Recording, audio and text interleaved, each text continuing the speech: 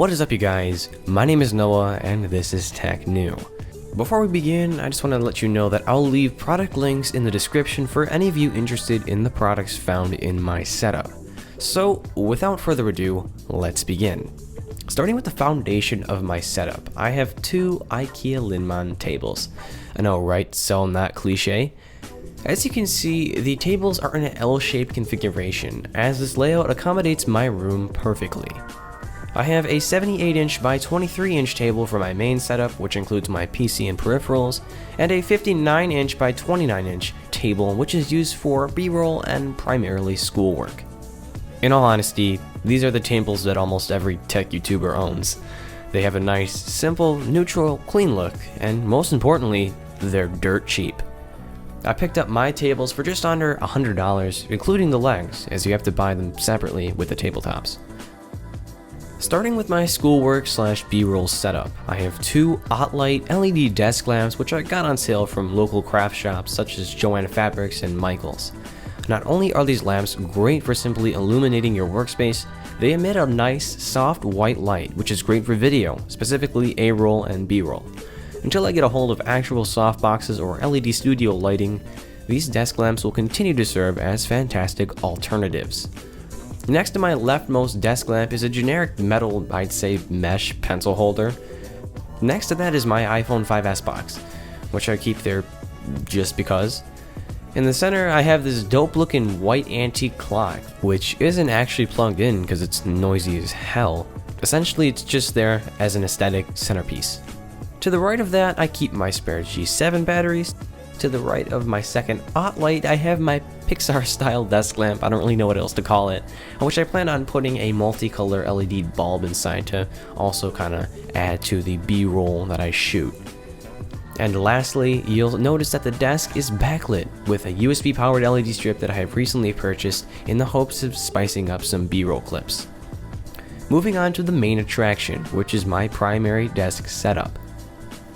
Starting with what powers everything and makes this very channel possible is my custom built Hackintosh.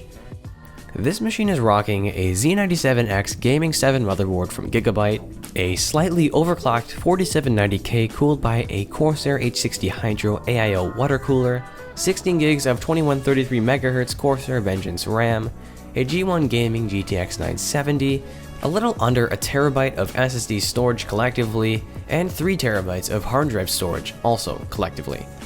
I also have a Legisis LED strip installed with its remote duct taped to the side of my case for easy access. To the right of my Hackintosh I have my dual monitor setup. My main monitor is an AOC Q2778VQE 1440p TN panel, which I picked up for around $350. It has been a joy to use, offering the extra screen real estate that I need while content creating without breaking the bank. This monitor has dropped significantly in price since I purchased it, and I recommend you watch my fellow friend and YouTuber's review of it if you're interested in purchasing one. My secondary monitor is a 1050p panel from Dell, which was most likely from some corporate office or something. It isn't anything special, but it serves its purpose and is essential for my workflow.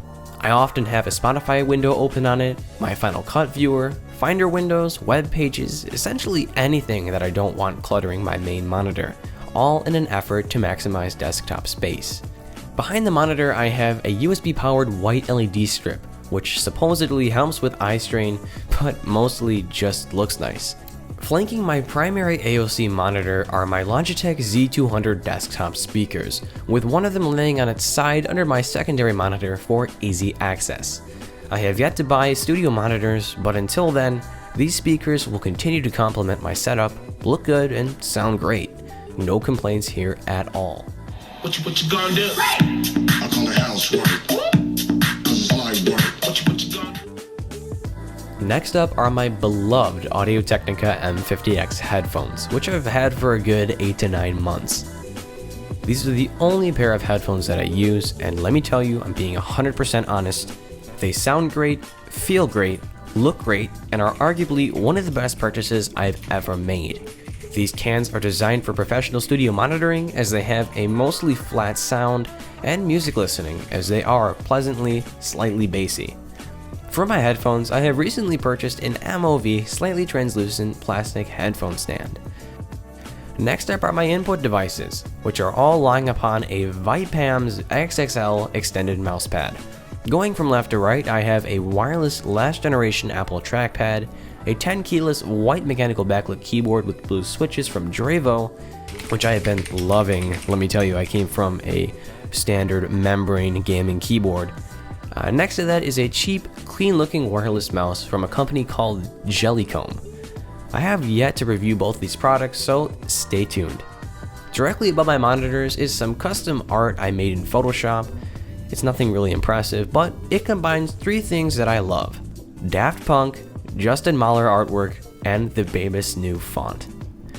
Lastly is my voiceover mic of choice, which I happen to be using right now, which is the Audio-Technica AT2020 USB Plus.